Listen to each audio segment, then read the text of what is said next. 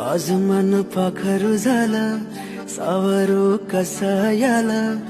आज मन पाखरू झालं, सावरू कसा याला. प्रीतीत मन सार भिजलं, नरहून अंग सार थिजलं. मन प्रेमानं भरवून गेलं, मन येड्यागत येड्यागत येड्यागत झालं. मन येड्यागत येड्यागत येड्यागत झालं.